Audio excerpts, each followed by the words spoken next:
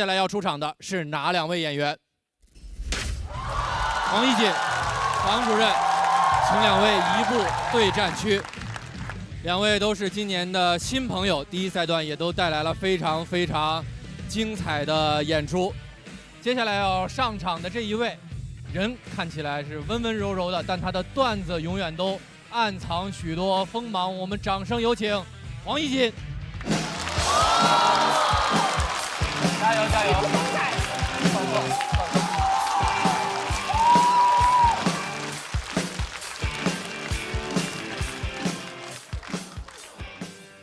！Hello， 大家好，我叫黄一锦。最近录节目一直在住酒店嘛，我觉得女生住酒店很麻烦，又担心很多隐私问题，我就很怕被偷拍。我也刷到过那种视频，教你怎么查酒店摄像头，是吧？教你查这个房间里有没有可疑的路由器，查镜的是单面镜还是双面镜，啊，电视也得查，还得看插座里有没有红点儿。我每次跟着查到一半就累得不行了，躺那个床上心想不管了，你乐意看哪儿就看哪儿吧。但是你哪怕跟着全都查了，你还是没有安全感，因为你不知道这种科技现在到底进展到什么程度了，对吧？为了知己知彼，我现在天天在网上搜如何在酒店安装摄像头。我现在一边查怎么防偷拍，一边查怎么偷拍，我都好奇那个大数据得怎么标记我，一个注重隐私的变态。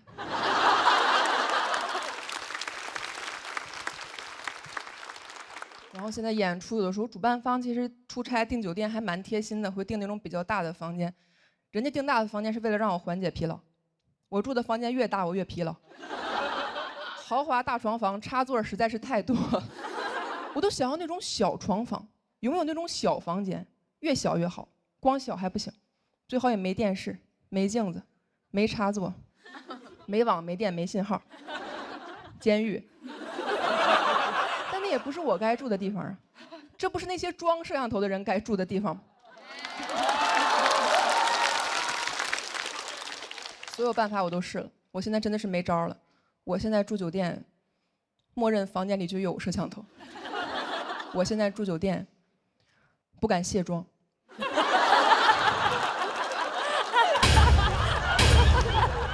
真的，我也不是宣传什么容貌焦虑什么的，我没有办法。我是一个非常在乎隐私的人，但如果我的隐私注定被泄露，那我希望泄露的都是完美的那部分。我在房间里换衣服换到一半，想起来这个房间哪里有摄像头，我第一反应都不是说挡一下什么部位，我的第一反应是不行，我得把小肚子吸进去。没有办法，我对我自己出镜的视频就是有着比较高的要求，因为我很怕这种视频会流传到那种带颜色的软件上，你们懂吧？小某书。当然这些都还不是最难的，最难的是如何在完全不知道镜头在哪儿的时候保持一种镜头感。我住酒店已经开始有偶像包袱了，我最近早上起床会开始很优雅的健身、做瑜伽、吃蔬菜沙拉。可以这么说，住酒店让我变成了更好的人。我现在对外都说我是自律博主，就是不知道在哪个平台上。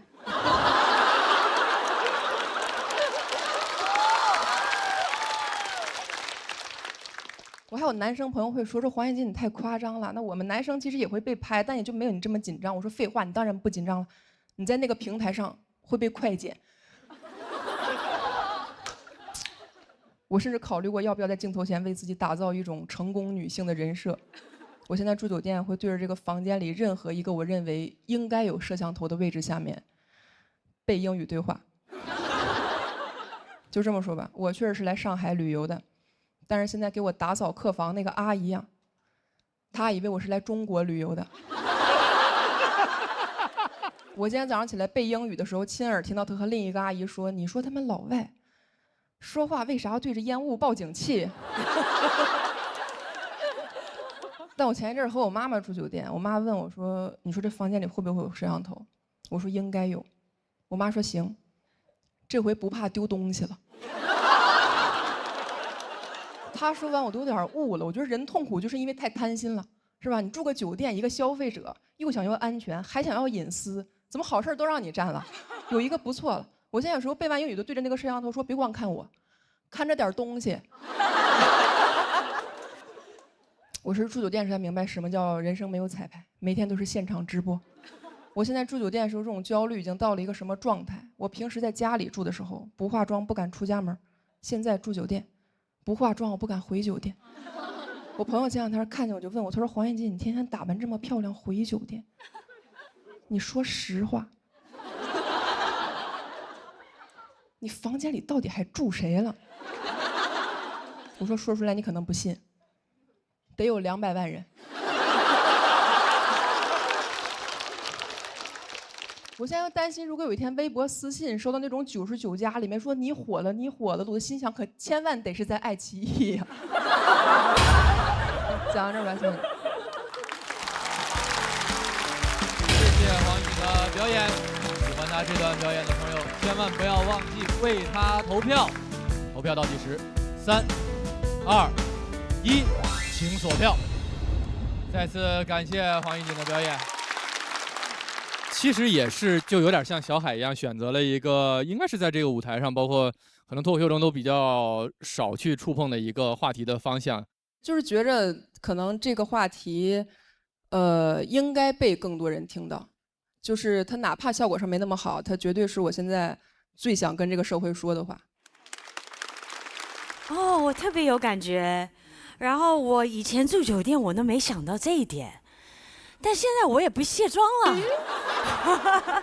但我觉得非常可爱，因为一开始可能会有一点害怕你切入到这个议题，但越听就觉得，很痛快。我觉得这是你的 style， 就是你创造了一个属于你很独特的氛围。我倒觉得挺性感的，就是低低的声，讲一些其实还蛮令人应该要生气的事情，可是你还是用非常云淡风轻的方式去描述，我就觉得很棒，很棒。我觉得 bravo， 其实很好的。我感觉你在走一个就是比较阴阳怪气的赛道。对，我这个人也是有一点这样，就是你其实是把一个场景化的东西，然后把它拆解完你自己的内心的反应啊，你的描述啊的那个跳进跳出的部分，我觉得这个方法是蛮有意思的。就是既是亲身经历，它又是有一点夸张跟演绎的部分，但是你讲的其实还是社会现象嘛。嗯，对，因为为了喜剧性，有的话题其实你只能反着说，你只能阴阳怪气着说，才能让观众没有那么紧张吧，我觉得。但我觉得这个题材还是值得讲的啊。其实刚才您有一个点走得特好，就是您从那个受害者，比如说那我要拍你，我要偷拍你，奔那儿去，我觉得可能是另外一方，而且也适合您这风格。然后想来想去，就想我前几年一直录那些个综艺节目、真人秀，也是给我圈在屋里，然后拿各种机器拍我。我在这儿都没这么紧张了，看这些摄像头。是，主要我是拿隐私换的钱。对，没办法，我们干这行就是对。这区别就是你自己收了还是别人收了。对。我觉得哈，你的这一段在节目当中播出以后，会比你想象的反响要好，因为你知道吗？这是一个200人的场，然后你所讲的这个故事，在200人当中，切身感受的人可能不会太多。明白。如果你真的放到2000万人的观众去看的时候，它是一个社会话题的时候，在那上面的反响可能跟这儿不一样。所以我觉得我们上台的时候，应该更多的想到我是给更多的人在说一个我自己关注的话题。然后你可能就不会有那么多的胆怯，因为其实你说的是一个更多人会去关注的话题。技巧上有一个鸡蛋里挑骨头的，就是如果化妆这件事儿在前面用了，后面就不用；如果要彻底后面用，前面就不刨那一下。我不知道啊，那种感觉，因为就是回房间化妆这个点，在前后都用了以后，后面的那个就没有那么突然，感觉上啊，其他我觉得都特别好。我觉得播出以后你会获得一个惊喜的。谢谢你。一锦也是获得了气氛组的4票满票，那也请你先回到对战区休息，我们暂时不公布你的票数，让对决继续。按不进去，他说。没关系，这希望摄像头也没那么好按。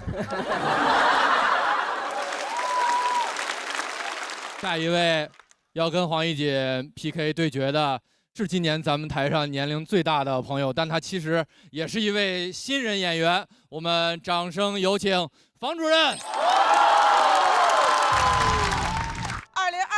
年的4月8号，我带着俩女儿净身出户拿到了离婚证书。2025年的4月8号，什么都没发生。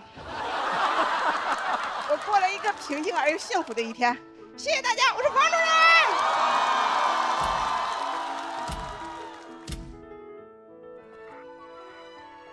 平静而又幸福的一天。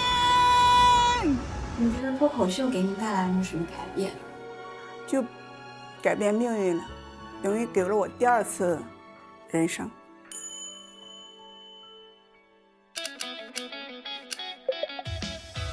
杨天灯送我的拉布，你咋知道这个的？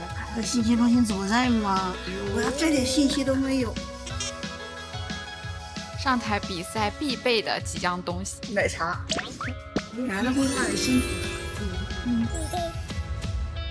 哎，稿子改的怎么样了呢？比我们搞得想死。好了，赶快的上开放麦，上开放麦，上开放麦，一天最好能给我上10个开放麦。这么拼？我是开放麦小达人。大家好，我是来自山东的房主任。我的感受就是，我还是给我自己比。我讲好了，我谁都不怕；我讲不好，谁都能打得过我。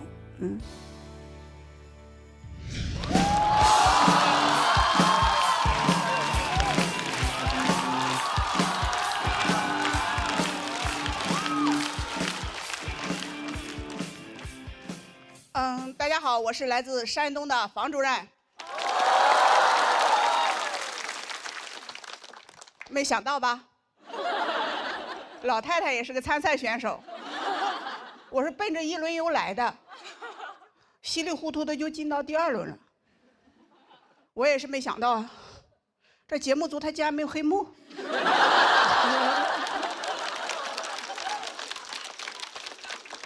就来说一说我的老家吧。作为一个山东人啊，我在外面被问的最多的竟然是主任，你们山东真的不让女人上桌吃饭吗？在这儿，我辟个谣，只有唐香玉他们家不让上桌。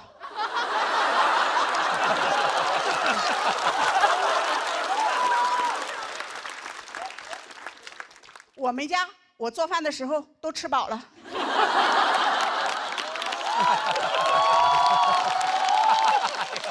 太讽刺了。我炫的时候还会给自己配上统一春福备茶，3重备火，口口生香，菜香茶更香，都这么香了，谁还上桌吃剩菜？其实我老家真的不像大家传的那么重男轻女，只有我家重男轻女。我小时候啊，家里就3间石头和泥巴砌的草房，2个石头砌的破猪圈。我爸打小就给我说，草房和猪圈将来都是我哥哥的。我说爸，那你可得看好了啊，哥哥容易塌房啊。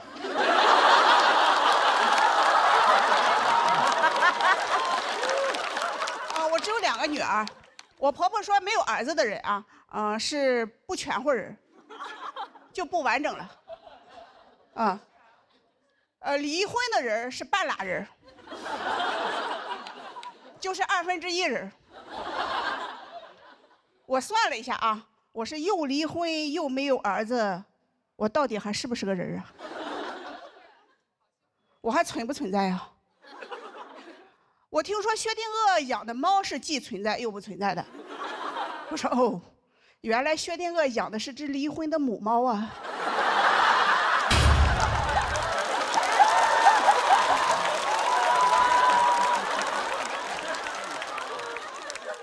在我老家，没有儿子的人都不能去参加别人的婚礼。我小时候的结婚啊，我寻思我不能去参加婚礼，我也出点力呀，我就去提前帮着收拾新房去了。这给我婆婆吓的呀，跟在我屁股后面看我都碰了啥了，怕不吉利，拦着我啊，不让我碰新人的床和被子，说我碰了以后啊，我小叔子就会跟我一样只生女儿不生儿子了。我当时心里想哈，这生男生女不是他们2口子之间的事儿吗？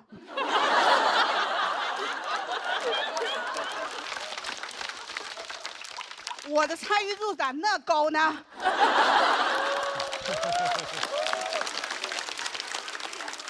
我是辅助啊。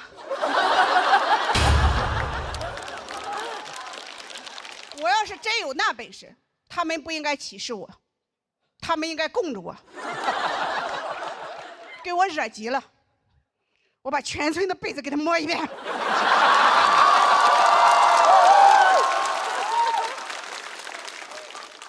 到时候我们村就是女儿国。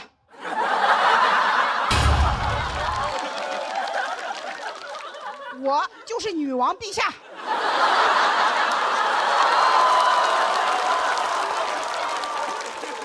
越想越生气，这我小叔子以后要是真生了儿子，我不就更受歧视了吗？我就趁着没人注意，摸了他2把被子。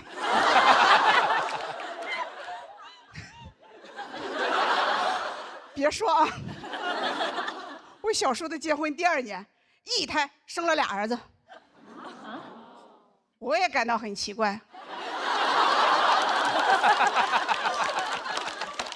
这咋还摸反了呢？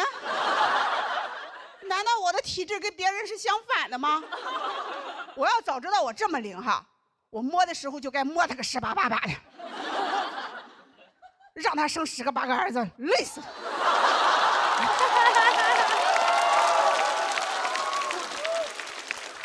嘴上说的硬气，但还是有点心酸的。在我们村啊，原来不仅婚礼不让没有儿子的女人参加，就连村里分的宅基地和墓地，他都没有女人的。就活着我没地位哈，死了还没地方。就我想下去哈，只能蹭男人的。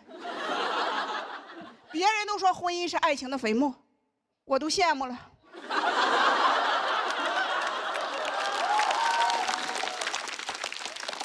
他居然有坟墓。我很痛恨这种重男轻女的观念，但我也想生儿子，我就去找偏方了。我们村里人给我介绍一个大夫，说他的药老灵了，吃上肯定生儿子。我就翻过了好几座山，找到这个大夫，拿了药，刚要走啊，又进来一个患者说：“大夫，你给开点药，俺家兔子拉肚子。”我说什么？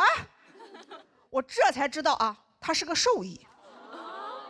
就回家的路上啊，我一边翻山，我一边想，你说我好歹也是上过学、读过几年书的人，我怎么就翻不过城建的这座大山呢？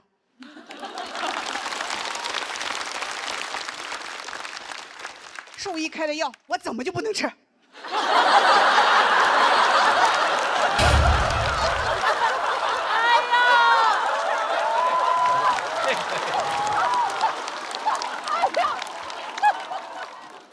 兔子能吃，我就能吃。我狠起来，连兔子都吃。万一好使呢？第2年我又生了个女儿。其实这些年哈，我看着我婆婆带着我小叔子一家人节衣缩食的给2儿子买房攒彩礼，我心里就偷着乐。没有了，开玩笑的啊，有时候也笑出声。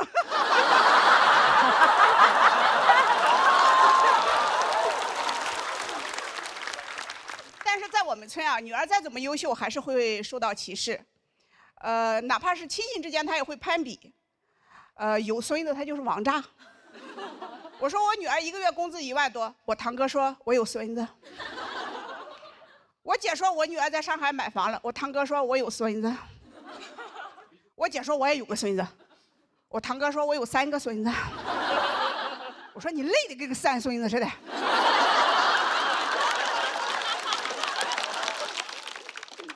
我说你要那么多孙子干嘛？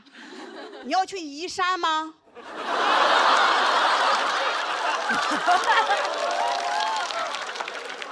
城建这座大山靠孙子他是搬不走的。我堂哥气得哈，噌的一下就站起来，指着我说：“你连个儿子都没有，你是啥？”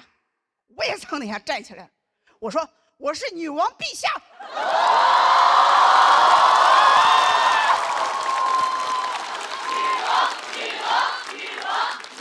谢谢大家，我是房主任。谢谢房主任的表演。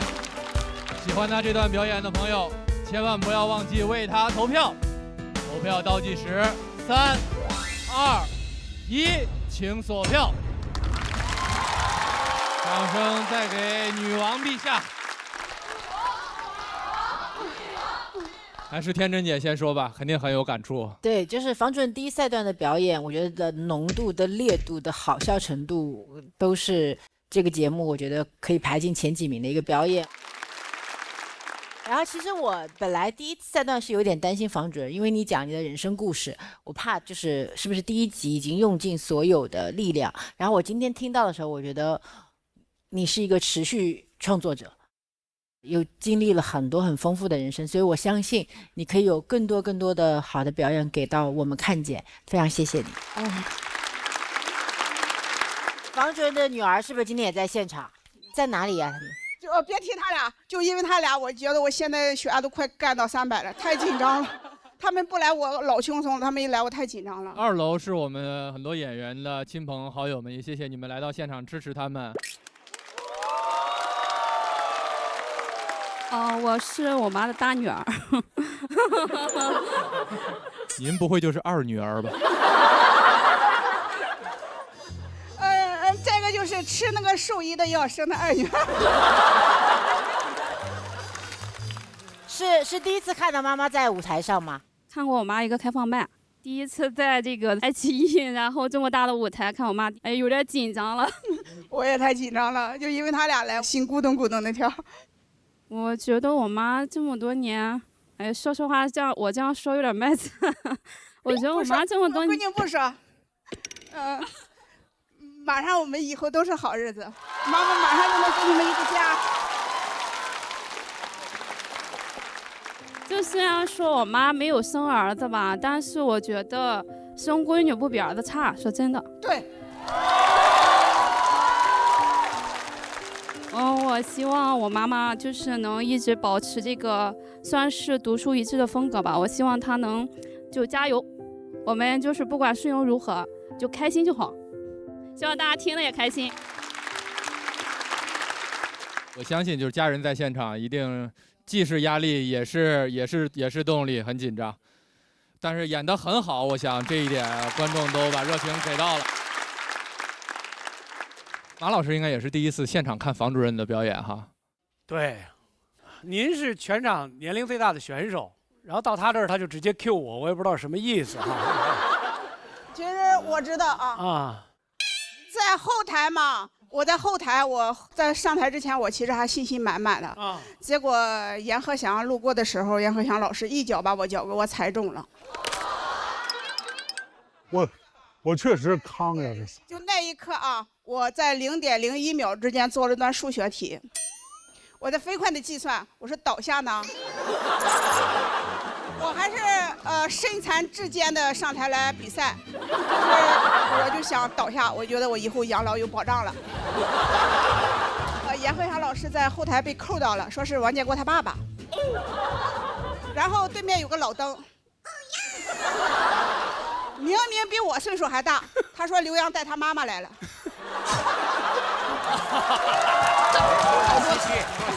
说我呢？这也是我妈。我心里想啊，你明明你才是刘洋他爸。马老师，我同意。因为刘洋嘛，在那个喜人奇妙夜嘛，那太子。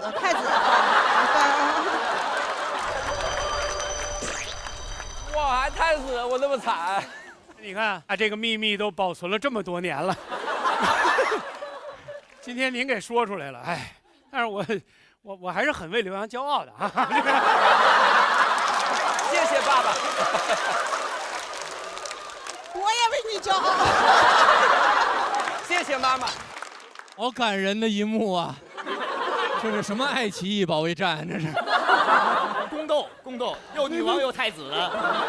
王主任，说实话，在您在台上出现之前，杨天真一直是我心中的女王，但是今天女王易主了啊！这个没有。您那个作品里有2个地方，我听的时候，我心里面特别感慨，一个是哥哥会塌房，一个是我打辅助啊，就是我觉得年龄是需要打破那个年龄壁的。它不光是语言，更重要的是心态。咱俩都是大约有能力。你自己啊，我不了，我比你小多了，我比你小多了。我自己是有能力打破那个年龄壁的人，好吧？所以我很为我骄傲，好吧，王主任，谢谢。太好了，太好了，谢谢房主任带给马东老师的力量。那我帮你报名那个披荆斩棘的哥哥，我帮房主任去报名那个乘风破浪的姐姐。哥哥会塌房。哇，房主任，你是女王陛下，你就是我的公主。哇，你刚刚一边讲的时候呢，我就觉得您的这个表演就是把我们从绝望中又看到希望。你说成见是座大山，然后你要翻越那座大山的时候，兔子能吃，我为什么不能吃？就是明明眼泪都在边上，突然之间又被您笑了。就像我看到你闺女的时候，我知道她们一定很为妈妈感到骄傲的。然后我看到你在台上也流眼泪了，就是有点太激动了，就是我一直激动的在哆嗦，心也跳得特别快。我一度以为我完不成这个表演，结果就是能坚持下来，有点太激动。谢谢你们，谢谢现场的观众。闺女们知道你这么棒吗？他们一直知道。谢谢你让我们看见了不同的可能，也谢谢你站在这个舞台上，你就是最棒的女王陛下。谢谢。说那个打破成见的那个梗的时候，得感动台下多少兽医啊！您有这是在场所有人都不具备的经验和阅历，就说这些话只有您说才对。还有一点，您先别怼我啊，我那意思。我怼男的也分年龄，还分长得好看不好看。趁我还是小灯的时候，我没有，就是咱们站在这台上拿着这麦克风，咱们都不是好人。什么意思呢？就是一个老好人他说不了脱口秀，因为他没有观点，没有看法。然后您呢又利用自己的经验，对其实我刚才我看您演的时候，我脑海当中一直有一个词儿狡黠，对，但是您的狡黠非常的可爱，我希望您能一直狡黠下去，然后也向替杨翔向您的脚道歉，对。德云社等会起单跟德云社打官司啊，要点要赔。您说以后有个家都是讹人讹来的是吧？要不我躺下。别，爱情